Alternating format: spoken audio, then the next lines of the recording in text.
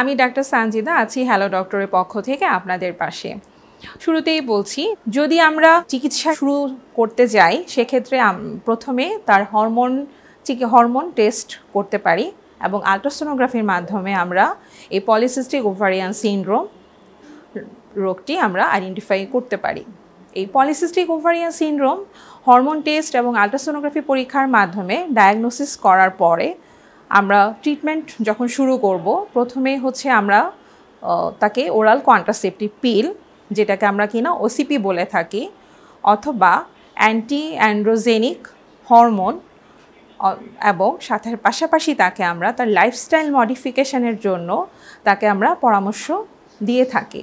সেক্ষেত্রে লাইফস্টাইল মডিফিকেশনের জন্য তাকে আমরা ওয়েট লস করার জন্য কিছু তাকে তার খাদ্যাভ্যাসের পরিবর্তন করার জন্য আমরা অ্যাডভাইস দিয়ে থাকি। সেক্ষেত্রে শাকসবজি, বেশি পরিমাণে ফলমূল তাকে গ্রহণ করতে হবে।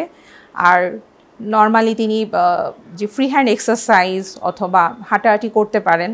পরবর্তীতে যদি তার অ্যাসোসিয়েটেড যদি তার ডায়াবেটিস থাকে, তার হাইপোথাইরয়েডিজম থাকে, সেক্ষেত্রে তাকে অবশ্যই তার ব্লাড সুগার নিয়ন্ত্রণ করতে হবে এবং হাইপোথাইরয়েডিজম থাকলে তার এই ট্রিটমেন্ট গ্রহণ করে এই কন্ডিশনটাকে নর্মাল করে নিতে হবে।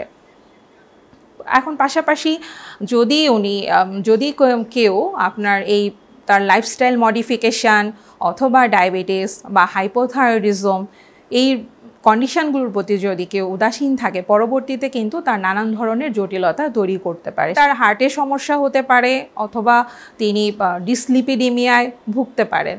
যদি পজিটিভ কোনো ফ্যামিলি হিস্ট্রি, যেমন তার মায়ের অথবা তার দাদি অথবা নানির পলিসিস্টিক ওভারিয়ান সিনড্রোমের কোনো হিস্ট্রি থেকে থাকে, সেক্ষেত্রে অবশ্যই তাকে আগে থেকে সচেতন হতে হবে।